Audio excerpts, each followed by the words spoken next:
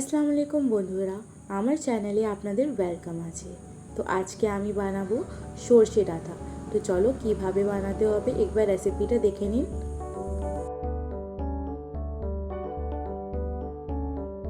এখানে আমি নিয়েছি সরষে, পেঁয়াজ, শুকনো লঙ্কা, কাঁচা লঙ্কা, রসুন। এটাকে আমি গ্রাইন্ড করে নেব। এবার এখানে আমি নিয়েছি লাল ডাঁটা, আলু, কাঁঠালের বীজ। কাঁঠালের বীজটা অপশনাল আছে, আপনারা নিতেও পারেন, নাও নিতে পারেন। ফার্স্টে আমরা কড়াইতে একটু তেল ঢেলে দেব। এবার ওটাতে আমি কিছু পরিমাণে পেঁয়াজগুলো ঢেলে একটু ফ্রাই করে নেব।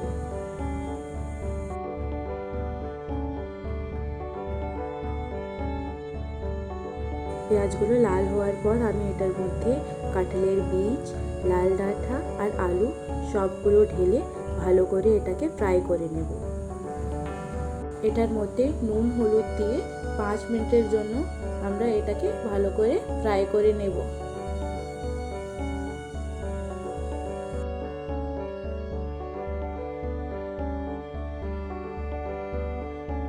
এটা ফ্রাই হয়ে গেছে। এবার এটার মধ্যে আমি বাটা রাখা মশলাগুলো দেব। এই মশলার মধ্যে আমি জিরে গুঁড়োটা দিচ্ছি। এবার এটাকে কড়াইতে ঢেলে দেব। মশলা দেওয়ার পর অল্প জল দিয়ে এটাকে ভালো করে আমি কষিয়ে নেব।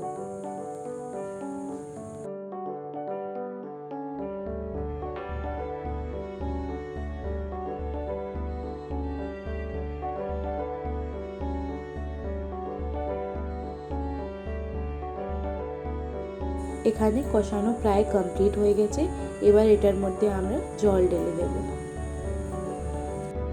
জল ঢালার পর এটার মধ্যে ঢাকনাটা লাগিয়ে 5 থেকে 10 মিনিটের জন্য আমি এটাকে কুক করে নেব।